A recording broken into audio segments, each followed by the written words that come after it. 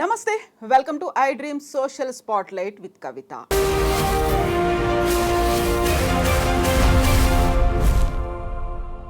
Raj Tarun Lavanya case అసలు ఎందుకు వివాదాస్పదమైంది, ఎందుకు సోషల్ మీడియాలో అంతగా పాపులర్ అయింది, ప్రతి ఒక్కరి అటెన్షన్ని అట్రాక్ట్ చేస్తోంది? అసలు లావణ్య రాజ్ తరుణ్ ఇష్యూని సోషల్ యాంగిల్లో చూడాలా, లివింగ్ ఇన్ రిలేషన్స్ గురించి మాట్లాడుకోవాలా, లేకుంటే ఇందులో క్రిమినల్ యాంగిల్ డ్రగ్స్ కేసు కూడా ఉందా? ఓవరాల్గా ఈ సంఘటన గురించి మనం ఏం నేర్చుకోవాలి, ఎలా చూడాల్సినటువంటి అవసరం ఉంది? మనతో పాటుగా ఉన్నారు ఫిల్మ్ క్రిటిక్ చిట్టిబాబు గారు. హలో సార్, నమస్తే. ఎలా ఉన్నారు మీరు?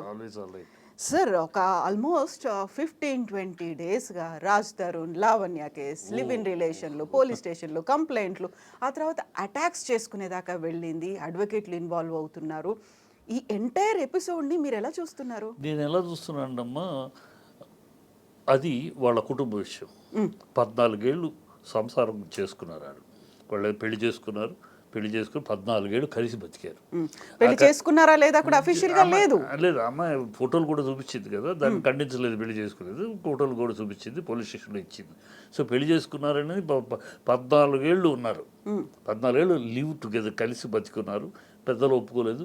ఈ అమ్మాయి అతనికి డబ్బులు హెల్ప్ చేసింది, విషయం అతను అంగీకరించాడు. అతను భార్యాభర్తలు అన్నాక 14 ఏళ్ళు కాపురం చేసిన తర్వాత కొట్టుకుంటారు, తిట్టుకుంటారు, ఏమైనా చేసుకుంటారు కదా. అది వాళ్ళిద్దరి మధ్య విషయం. వాళ్ళు కోర్టుకు వెళ్తే కోర్టు తీర్పు ఇవ్వదు.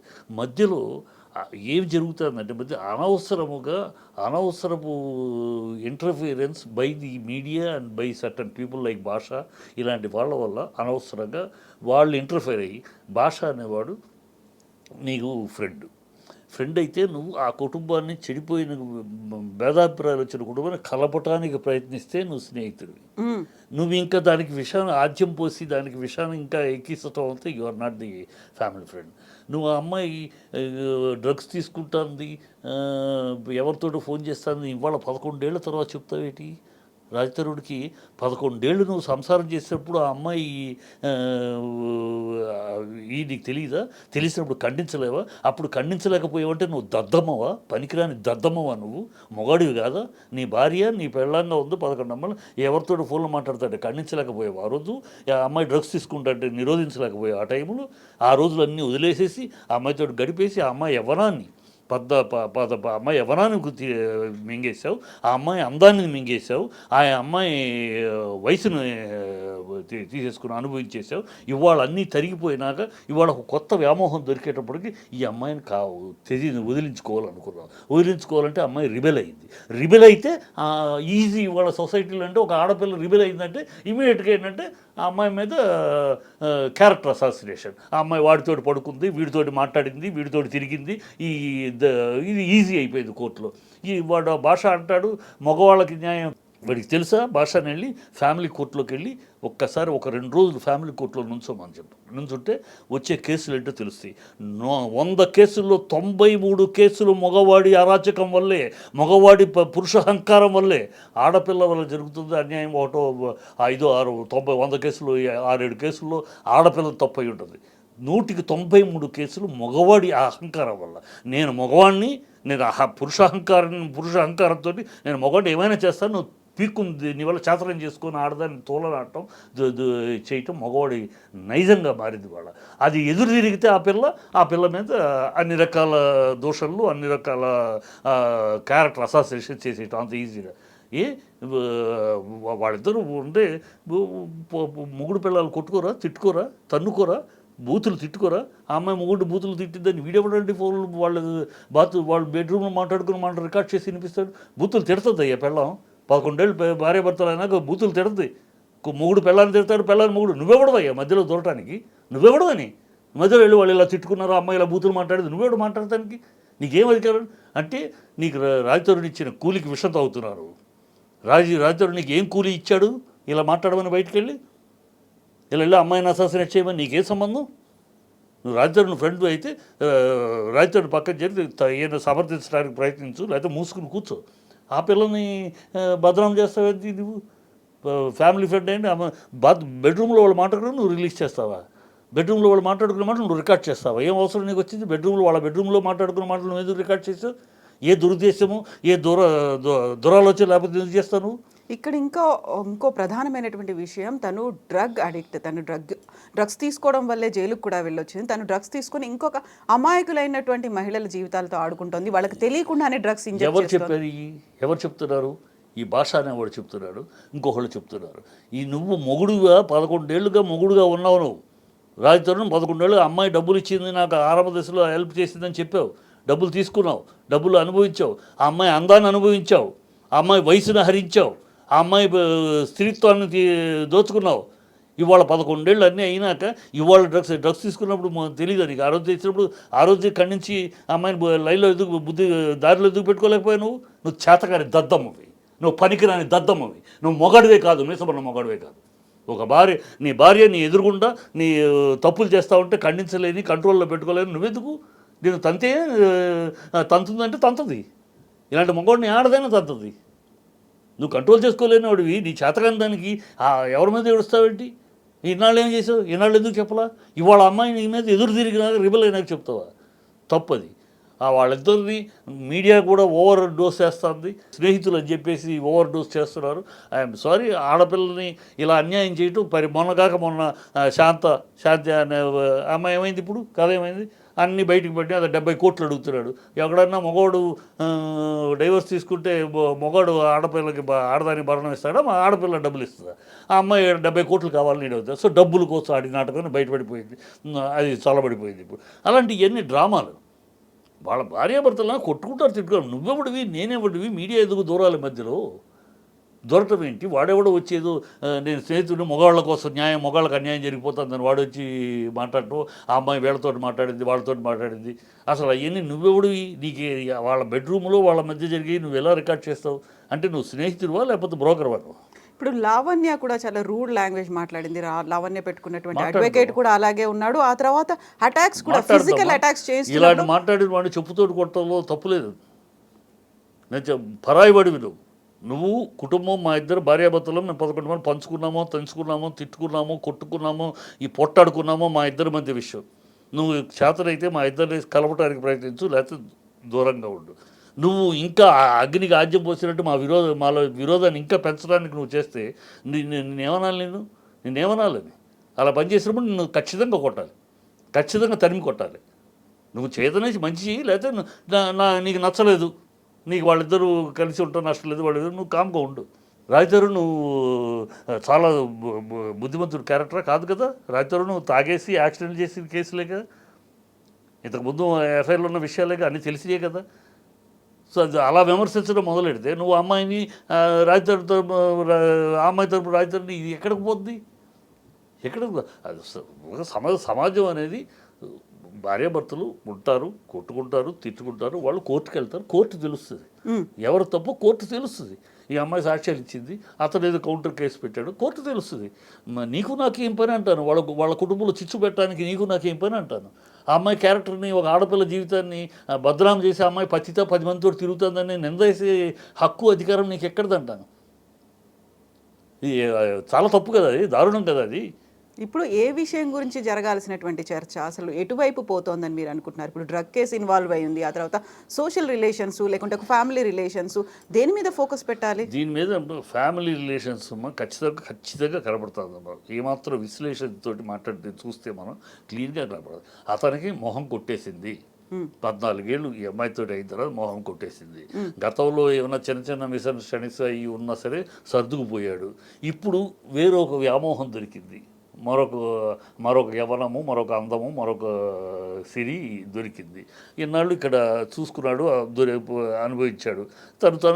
నేను ఇచ్చానంటే ఓకే, నువ్వు ఇచ్చుంటావు, తను ఇచ్చుంటావు. 11 ఏళ్ళు ఇప్పుడు పాత ఒక వింత, పాత ఒక రోత, కొత్త ఒక వింత అన్నట్టు ఆ కొత్త ఒక వింతకి వ్యామోహపడ్డాడు. ఆ వ్యామోహపడ్డ వరకు ఈ అమ్మాయిని వదిలించుకుంటానికి ప్రయత్నించాడు. అది ఖచ్చితంగా వదిలించడానికి గతంలో కనుక ఈ గత 11 ఏళ్ళుగా కూడా వీళ్ళిద్దరి మధ్య మనస్పర్ధలు ఉన్నాయి. వీడు అమ్మాయి డ్రగ్స్ తీసుకుంటానని ఇతను గొడవ చేశాడు, ఇతను అమ్మాయి తిట్టింది, ఇలాంటివి విని ఉన్నామనుకో మనం. ఓకే, ఇది 10 ఏళ్ళుగా జరుగుతున్న కదా, కనుక పాప భరించలోకి వచ్చేసాడు. లేదే, 10 ఏళ్ళుగా ఇవాళ చెప్తున్నారు. ఇవాళ అమ్మాయి ఎప్పుడైతే ఎదురు తిరిగిందో, నేను మీ మీద కేసు పెడతాను మిమ్మల్ని రిబెల్ అయిందో ఇప్పుడు ఆ అమ్మాయిని అసాసినేట్ చేస్తున్నారు, ఆ అమ్మాయిని క్యారెక్టర్ అసాసినేట్ చేస్తారు.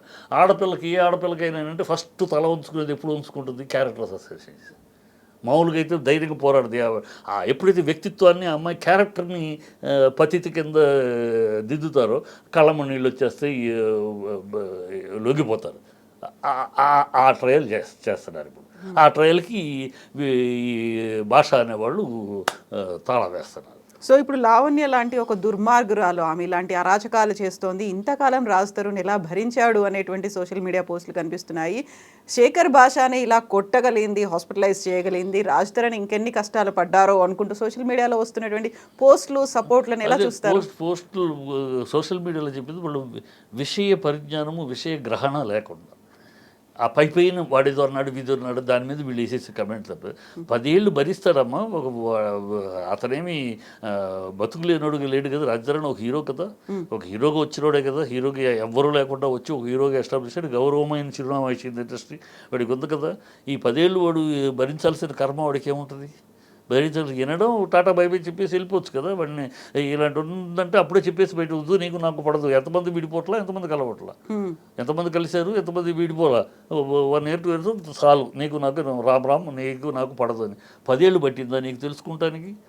10 ఏళ్ళు పట్టిందని అమ్మాయి కోపం ఎక్కువ అని కానీ, అమ్మాయి డ్రగ్స్ తీసుకుంటుందని కానీ, అమ్మాయి ఎవరితో ఫోన్లో మాట్లాడతారు కానీ 10 ఏళ్ళు పట్టిందా అంటున్నాను. 10 ఏళ్ళు పట్టిందంటేనే నువ్వు చేతకాని ఎదవ కింద లెక్క కదా. ఈ చేతకాని ఎదవ జీవితాలు ఇలాగే ఉంటాయి. చేతకాని ఎదవ అయితే ఇంతే. నువ్వు చేతకైన వాడు అయితే, చేతకైన నీ భార్య 11 ఏళ్ళుగా కాపురం చేస్తున్నావు, నీ భార్య తప్పు చేస్తుందంటే ఖండించగలిగిన వాడివి, కంట్రోల్ చేసుకోగలిగిన వాడివి, లైన్లో పెట్టుకోగలిగిన వాడు భర్త, వాడు మొగుడు. అలా కాకుండా చేతగానోళ్ళగా చూస్తూ ఉన్నాను, నేను 11 ఏళ్ళు చూస్తూ ఉన్నాను, ఇంకెన్నాళ్ళు చూడను, కనుక చూడలేకపోయానంటే వాడు అసమర్థుడు, సన్నాసి, ఎందుకు పనికిరాని దద్దమ్మ కదా లెక్క. ఇప్పుడు ఇందులో కోర్టు కేసులు ఉన్నాయి, పోలీస్ స్టేషన్లో కంప్లైంట్లు చేశారు, ఆ తర్వాత డ్రగ్ కేసు ఇన్వాల్వ్ అయ్యింది అనుకున్నప్పుడు ఎవరు రెస్పాండ్ అవ్వాలి? ఎందుకని రెస్పాండ్ అవ్వాలి? ఎవరు వెనకాల ఉన్నారు? ప్రభుత్వం చెప్తుంది కదా, రేవంత్ రెడ్డి ఉక్కు పాదంతో తొక్కేస్తున్నాము డ్రగ్స్ విషయంలో అని. ఎంటరమ్మనండి, అక్కడ ఎంక్వైరీ చేయమనండి. అమ్మాయి డ్రగ్స్ తీసుకుందా, అమ్మాయి డ్రగ్స్ ఎవరికైనా సప్లై, ఈ సోషల్ మీడియాలో ఈ ఫ్రెండ్స్ అని చెప్తూ విషయానికి కూలికి విషం తాగే కుక్కలు మాట్లాడే మాటలాగా కాకుండా వాళ్ళని వేయమనండి, ఎంక్వైరీ వేయమనండి. ఆ అమ్మాయి ఎంతమందికి ఇచ్చింది, ఆ అమ్మాయికి ఎక్కడి నుంచి వచ్చినాయి డ్రగ్స్ పట్టుకోమనండి. పట్టుకుంటే మొత్తం బయటకు వస్తుంది కదా, పట్టుకోమండి. ఈ ఊరినే సింపుల్ అమ్మా, ఊరినే అది డ్రగ్స్ తీసుకుంటుంది, రాత్రి అయితే 12 దాకా మందు కొడుతుంది, ఇంట్లో పార్టీలు జరుగుతూ ఉంటాయి, నేను భరించలేకపోయాను. ఇది వినటానికి ఎంత హాస్యాస్పదంగా ఉన్నాయి. 10 ఏళ్ళు, 1 సంవత్సరం 1/2 సంవత్సరం ఉంటే నమ్మచ్చు. పాపం వారసు ఏం చేస్తాడు, లవ్ చేసాడు, పెళ్లి చేసుకోవడం కానీ, తర్వాత పాపం 1 year అనుభవించు కాదే. 11 ఏళ్ళు మామూలు మాటలు కాదు కదా. 11 ఏళ్ళు నువ్వు గడిపేవంటే మామూలు మాటల. మామూలుగా ఇలా ఇలా భరిస్తూ నేను తల వంచుకుని బతికానంటే నువ్వు మనిషే కాదు, మొగాడివి కాదు. నా ఉద్దేశంలో వాడు మొగాడు కాదు. 11 ఏళ్ళు ఇలాగే భార్య ఎవరితో పక్కింటితో మాట్లాడుతుంది, ఎదురింటితో సెక్స్ మాట్లాడుతుంది, ఇంట్లో డ్రగ్స్ తీసుకుంటుంది, ఇంటికి ఫ్రెండ్స్ వస్తున్నారు, ఇవన్నీ చూస్తూ నువ్వు కాలక్షేపం చూస్తూ పట్టించుకోకుండా ఉన్నావంటే you are unfit to be man. ఇక్కడ ఒక సొసైటీలో ఒక ఇన్ఫ్లుయెన్షియర్స్గా ఉన్నారు, సినీ రంగానికి చెందిన వాళ్ళు ఉన్నారు, ప్రతిసారి వాళ్ళు ప్రభావితం చేస్తారు అనుకున్నప్పుడు ఇట్లాంటి ఇష్యూలో, సోషల్ ఇష్యూ ఉంది, రిలేషన్స్ ఉన్నాయి, ఆ తర్వాత డ్రగ్స్ కేసు ఉన్నాయి, ఇవన్నీ ఉన్నప్పుడు బాధ్యతాయుతంగా వ్యవహరించాల్సినటువంటి అవసరం ఉంది అనేటువంటి ఒక మాట వింటుంటాం. ఈ ఎంటైర్ ఎపిసోడ్ని ఎలా హ్యాండిల్ చేసుంటే బాగుండేది ఇలాంటి రాకుండా? ఈ ఎంటైర్ ఎపిసోడ్ నమ్మా ఇలాగూ సోషల్ మీడియాకి ఎక్కిపోయి అతనికి సపోర్ట్గా కొందరు, ఇతనికి సపోర్ట్ కొందరు మాట్లాడటం కాకుండా నిజమైన స్నేహితులు, నిజమైన హితులు అయ్యుంటే ఖచ్చితంగా కూర్చోబెట్టి ఏంటి మీ గొడవ ఏంటి, మీ ఇద్దరి మధ్య గొడవ ఏంటి, ఇప్పుడు నిజంగా అమ్మాయికి నీకు ఎఫ్ఐఆర్ ఉందా, అందుకనే రాజతరుణ్ నిజం చెప్పు, అమ్మాయికి నీకు ఎఫ్ఐఆర్ ఉందా, సో ఎఫ్ఐఆర్ ఈ అమ్మాయి జీవితం ఏంటి, ఏం చేయబోతున్నా ఈ అమ్మాయిని, అమ్మాయి ఎఫ్ఐఆర్ ఉంటే నువ్వు నేను ఉండలేను అంటే ఈ అమ్మాయి బతుకే జీవితం ఏంటి, ఇలా కూర్చోబెట్టి మాట్లాడి సెటిల్ కాని విషయాలు ఇవి ఉండవమ్మా. సెటిల్ కాని విషయాలు మంచిగానో విడిపోవటమో కలవటం ఏదైనా ఒక పద్ధతిలో జరుగుతుంది. ఇలా అల్లరి చేసుకుని ఒకళ్ళ జీవితాలను ఒకళ్ళు అల్లరి చేసుకుంటాం వల్ల ఎవరికి ప్రయోజనం? సమాజానికి ప్రయోజనమా? కాదు. ఇంకా సినిమా వాళ్ళ మీద ఇంకా చీప్ ఒపీనియన్, చిల్లర ఒపీనియన్ అయితే ఇంకోటి రాదు కదా.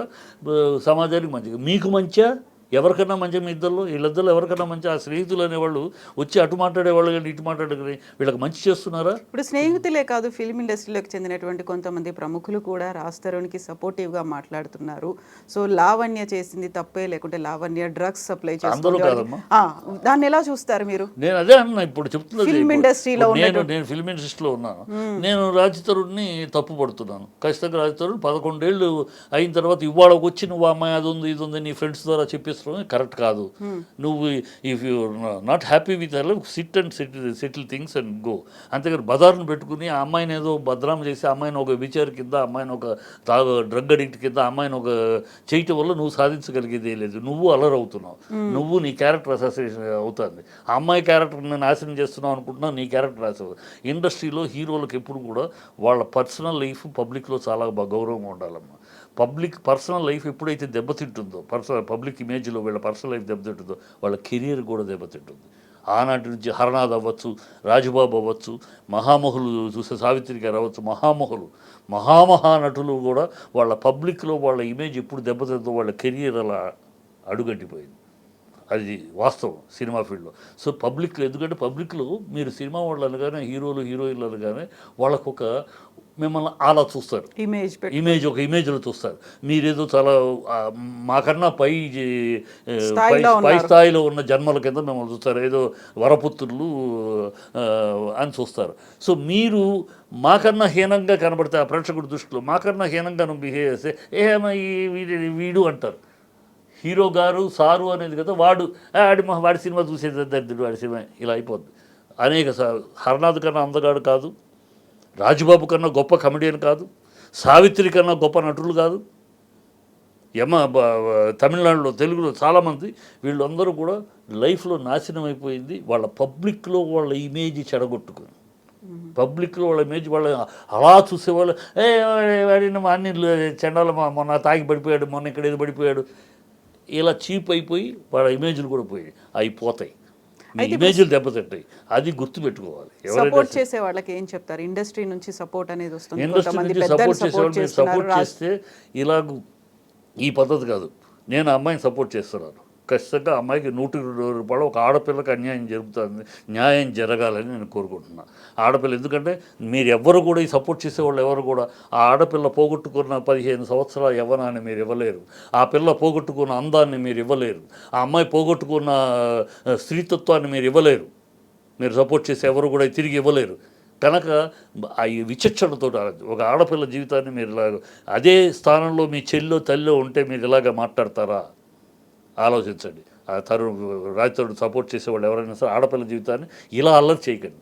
మీరు సపోర్ట్ చేయదలుచుకుంటే కూర్చోబెట్టుకుని మాట్లాడి, ఏంటి ప్రాబ్లం, ఏంటి సమస్య, పెద్దవాళ్ళు కూర్చొని మాట్లాడండి. డబ్బులు ఇచ్చినప్పుడు అమ్మాయి డబ్బులు వాడుకున్నప్పుడు నీకు ఆ అమ్మాయి చెడు తెలియలేదా? ఆ అమ్మాయిని ఇన్నాళ్ళు నువ్వు ఉపయోగించుకున్నప్పుడు ఆ అమ్మాయి చెడు నీకు కనపడలేదా? ఈ స్నేహితులు కనపడలేదా? ఇవాళ కనపడుతుందా?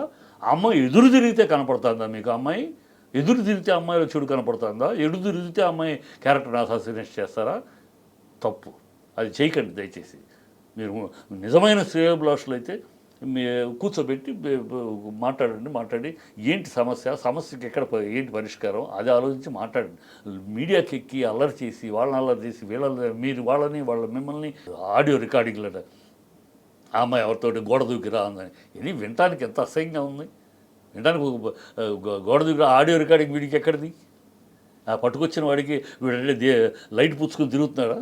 బ్రోకర్లాగా తిరుగుతున్నాడా? రెడ్ లైట్ ఏరియాలో తిరుగుతున్నారా వీళ్ళు? అందుకే పట్టుకున్నారా? అంతా చాలా అసహ్యమైన మాటలు వస్తాయి నా నోటి ఇలా పనులు చేసేవాళ్ళని చూస్తారు. బ్రోకర్ల పనులు అయ్యి. మీరు మంచి చేయదలిస్తే కూర్చోబెట్టండి, కూర్చొని మాట్లాడండి, పెద్దవాళ్ళు పిలవండి, మాట్లాడండి. అంతే. ఒక ఆడపిల్ల జీవితాలు అంత ఈజీగా తృణప్రాయంగా అమ్మాయిని అల్లరి చేసేస్తారా మీరు? ఏ ఆధారాలు ఉన్నాయి? ఏ సాక్ష్యాలు ఉన్నాయి? అమ్మాయి కోర్టులో సాక్ష్యాలు పెట్టి నువ్వు ఏ సాక్ష్యం ఇంతవరకు పెట్టలా? అమ్మాయి కడుపు వద్దన్నావు, కడుపు తీసేయమన్నావు. ఎందుకు తీసేయమన్నావు అంటే ముందు నీకు ఐడియా ముందే ఈ అమ్మాయిని వదిలించుకోవాలి, కడుపు వస్తే పిల్లలు వస్తే మళ్ళీ ఒక సమస్య వస్తుంది కనుక ముందే వదిలించుకోవాలి, ముందు ప్లాన్లోనే అమ్మాయిని వద్దన్నావు. నీ మీద ప్రేమ కొద్దీ నువ్వు వద్దన్నావు కనుక తను వద్దని ఇవన్నీ సాక్ష్యాలు చూపించిందిగా డాక్టర్, అన్నీ ఇచ్చిందిగా పోలీస్ స్టేషన్లో. కనుక ఇంత దూరం వద్దంటాను. ఆ అమ్మాయి సాక్ష్యాలు ఇవ్వటం, అమ్మాయి సాక్ష్యాలు ఎప్పుడైతే ఇచ్చిందో ఇక మొదలెట్టేశారు. భాష అనేవాడిని ఒకడిని తీసుకొచ్చి, ఇంకొకడిని సాహిబుని ఒకడిని తీసుకొచ్చి, వాడు వీళ్ళకి ఎక్కడేమ్మా ఫోన్లు? ఆ అమ్మాయి పర్సనల్గా మాట్లాడే ఫోన్ నువ్వు పర్సనల్గా మాట్లాడతావు ఫోను ఎవరికైనా తెలుస్తా? ఎవడో కావాలని నేను ట్రాప్ చేయాలని రికార్డ్ చేసేది, లేకపోతే ఎందుకు వస్తుంది? ఆ అమ్మాయి ఫోన్లోంచే మాట్లాడే ఫోను అంటే ఎవరితో మాట్లాడే ఫోన్ వీడెట్లా రికార్డ్ చేస్తాడు? బెడ్రూమ్లో వాళ్ళిద్దరు తిట్టుకున్నది వీడెట్లా రికార్డ్ చేస్తారు? ఇవన్నీ ప్రీ ప్లాన్డ్ కాకపోతే ఎట్లా? విశేషంతో ఆలోచిస్తే ప్రీ ప్లాన్డ్ కాకుండా ఎలా జరుగుతాయి? ఇప్పుడు నేను నా భార్య కోపడుకుంటా తిట్టుకుంటావు, ఎవడో రికార్డ్ చేస్తాడా? రికార్డ్ చేయడానికి అవకాశం, నా బెడ్రూమ్లో రికార్డ్ చేసే అవకాశం మీకు ఎలా అవకాశం వచ్చింది? ఎవరు అవకాశం ఇచ్చారు? So it is a pre plan. ఆ అమ్మాయి క్యారెక్టర్ని అసాసినేట్ చేయడానికి, అమ్మాయిని ఒక బద్రామ చేయడానికి ఒక ఆడపిల్ల కనుక ఈజీ. ఆడపిల్ల మీద అమ్మాయి చేసిటీ కోల్పోయింది, శీలం కోల్పోయింది అంటే చాలా సులభం. అది పురుష అహంకారం. ఈ పురుష అహంకారంలో జరిగే పనులు. నేను ఒక 2 రోజులు గతంలో కావాలని నేను ఒక సబ్జెక్ట్ విషయంగా ఫ్యామిలీ కోర్టుకి వెళ్ళాను. అసలు ఏమిటి ఈ కోర్టులో ఉండే కేసులు అన్నీ చాలా పెండింగ్ కేసులు, సంవత్సరాల తరబడి ఏమిటి ఈ కేసులు అని అసలు స్టడీ చేద్దాం. ఎట్లా ఉందో ఆర్గ్యుమెంట్లు ఎట్లా ఉంటే తెలుస్తుంది. వరుసగా 6 రోజులు వెళ్ళాను. 93% అమ్మ కేసుల్లో పురుష అహంకారమే. అమ్మ మాట వినటము, లేకపోతే పురుషుడు నేను మొగాడిని అనే అహంకారము, లేదా అమ్మకి నువ్వు మా అమ్మకు తొత్తుగా ఉండు, లేకపోతే నీ కర్మ అనే అది అక్కడ అహంకారం మేడం పురుషంగా. ఇవి తప్పితే ఆడపిల్ల వల్ల అన్యాయం అవుతున్న మగవాడు 100 మందిలో 7గురే. ఆడపిల్ల లేరు అట్లా, ఆడపిల్ల కూడా కొంతమంది ఉన్నారు. 100 మందికి 7గురే. 93 మంది మగవాళ్ళ వల్లే కుటుంబాలను వీళ్ళ అహంకారము, వీళ్ళ మగవాడి తల్లిదండ్రులు విషయం కట్నము ఇవే తప్పితే ఇంకోటి కాదు. దానికోసం వాళ్ళు వేసే నిందలేంటి? ఆ అమ్మాయిని వదిలించుకోవడానికి 93% వేసే నిందలేంటి? ఆ అమ్మాయి క్యారెక్టర్ మీద. నేను లేనప్పుడు మార్కెట్కని వెళ్తుంది, అవసరం లేదు, ఇంట్లో అన్నీ అవైలబుల్గా ఉంటాయి, అయినా మార్కెట్కి ఎందుకు వెళ్తుంది, సాయంకాలం అయితే మార్కెట్కి ఎందుకు వెళ్తుంది, ఇలాంటి ఆరోపణలు.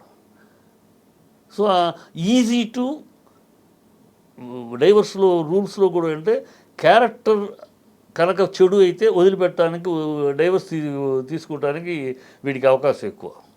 సో అది ప్రూవ్ చేయగలిగితే ఆ అమ్మాయి క్యారెక్టర్ బ్యాడు, నేను ఎలా అమ్మాయితో సంసారం చేయను అని వాడు డైవర్స్ అడిగేయచ్చు. చాలా కేసులు అందుకని ఈ బ్లేమ్ చేస్తారు, క్యారెక్టర్ని బ్లేమ్ చేసేది అందుకు అలవాటు అయిపోయింది పురుష జాతికి. అది నేను మొగాడిని సపోర్ట్ చేయాలి, కానీ నిజంగా మాట్లాడాలి. నేను మొగాడిని అయ్యి ఈ కేసులు ఏంటి, ఈ గొడవలు ఏంటి, ఆ 494 కేసులు ఆడవాళ్ళు మిస్యూజ్ చేస్తున్నారు అని వచ్చి చూసాము. హోమ్సిక్ వైలెన్స్ మిస్యూజ్ చేస్తున్నారని బాగా వచ్చేది, దాన్ని ఏదో రీకండిషన్ చేయాలి అన్నారు కదా.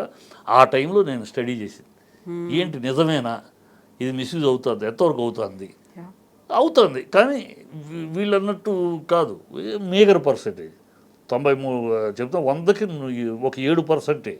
93% మగవాడి వాడి కుటుంబం, వాళ్ళ అహంకారము, వాళ్ళ అత్యాశలు, వాళ్ళ కోరికలు, వాళ్ళకి పెళ్ళి అయినాక వచ్చే కొత్త ఆఫర్లు.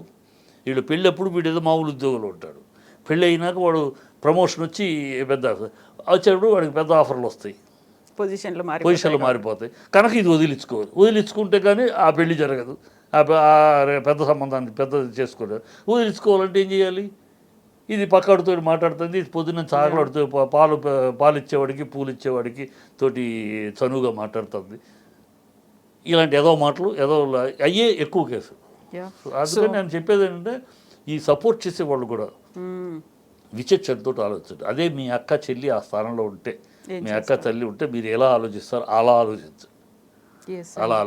అంతేగాని ఏదో ఆడపిల్ల అతని హీరో కనుక హీరోకి మన సపోర్ట్గా ఉంటే మనకు రేపు మంచిది, ఆ అమ్మాయి ఉంది, అమ్మాయి వల్ల మనకి హీరోకి సపోర్ట్ చేసి హీరో పక్కన నిలబడితే రేపు ఏదైనా మనకు హీరో గారు అండగా ఉంటారు. ఇలాంటి కుళ్ళు ఆలోచనలు, క్షుద్రపు ఆలోచనలు కాకుండా అదే స్థానంలో నీ తల్లి చెల్లి ఉంటే నువ్వు ఎలా ఆలోచిస్తావు అది ఆలోచించు అని చెప్తాను. ఎస్ అండి, థ్యాంక్ యూ సో మచ్ అండి. థ్యాంక్ యూ చిట్టిబాబు గారు.